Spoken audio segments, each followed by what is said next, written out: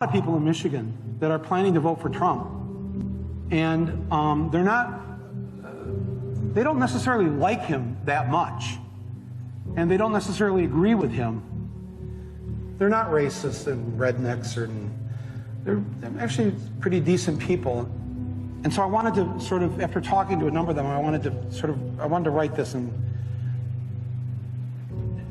Donald Trump came to the Detroit Economic Club and stood there in front of the Ford Motor executives and said, if you close these factories as you're planning to do in Detroit and build them in Mexico, I'm going to put a 35% tariff on those cars when you send them back, and nobody's going to buy them. It was an amazing thing to see. No politician, Republican or Democrat, had ever said anything like that to these executives. And it was music to the ears of people in Michigan, in Ohio, in Pennsylvania, in Wisconsin, the Brexit states. You live here in Ohio, you know what I'm talking about. Whether Trump means it or not is kind of irrelevant, because he's saying the things to people who are hurting. And it's why every beaten down, nameless, forgotten working stiff who used to be part of what was called the middle class loves Trump. He is the human Molotov cocktail that they've been waiting for. The human hand grenade that they can legally throw into the system that stole their lives from them. And on November 8th, Election Day, although they've lost their jobs, although they've been foreclosed on by the bank, next came the divorce, and now the wife and kids are gone, the car's been repoed, they haven't had a real vacation in years, they're stuck with the Obamacare bronze plan where you can't even get a party set. They've essentially lost everything they had, except one thing. The one thing that doesn't cost them a cent and is guaranteed to them by the American Constitution, the right to vote. They might be penniless, they might be homeless, they might be over and up, it doesn't matter, because it's equalized on that day. A millionaire has the same number of votes as the person without a job. One. And there's more of the former middle class than there are in the millionaire class. So on November 8th, the dispossessed will walk into the voting booth, be handed a ballot, close the curtain, and take that lever, or felt pen or touchscreen, and put a big X in the box by the name of the man who has threatened to upend and overturn the very system that has ruined their lives. Donald J. Trump. They see that the elites who ruined their lives hate Trump. Corporate America hates Trump. Wall Street hates Trump.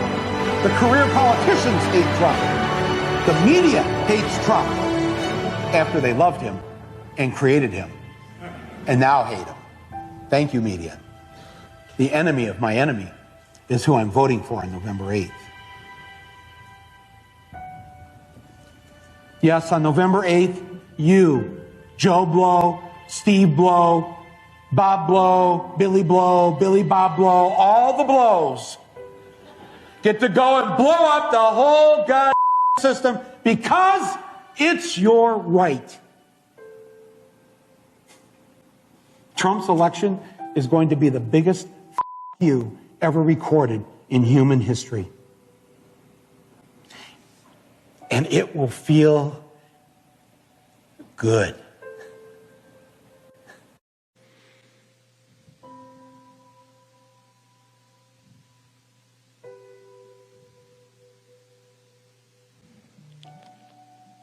In order to make America great and glorious again, I am tonight announcing my candidacy for President of the United States. Together we will be taking on the most corrupt forces and entrenched interests imaginable. Our country is in a horrible state. We're in grave trouble. This is not a task for a politician or a conventional candidate. This is a task for a great movement that embodies the courage, confidence, and the spirit of the American people. This is a movement. This is not for any one individual. This is a job for tens of millions of proud people working together from all across the land and from all walks of life, young and old, black and white, Hispanic and Asian, many of whom we have brought together for the very, very first time. This is a job for grandmothers and construction workers, firefighters, builders, teachers, doctors, and farmers who cannot stay quiet any longer. You can't stay quiet any longer. You're angry about what's happening to our country. Our country is being destroyed before your very eyes. It's a job for every aspiring young person and every hard-working parent, for every entrepreneur and underappreciated police officer who is ready to shout for safety in America. The police. This will not be my campaign. This will be our campaign all together.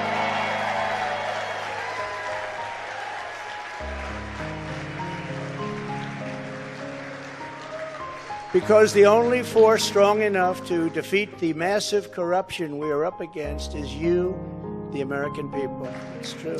But just as I promised in 2016, I am your voice. I am your voice. The Washington establishment wants to silence us, but we will not let them do that. What we have built together over the past 6 years is the greatest movement in history because it is not about politics. It's about our love for this great country, America, and we're not going to let it fail.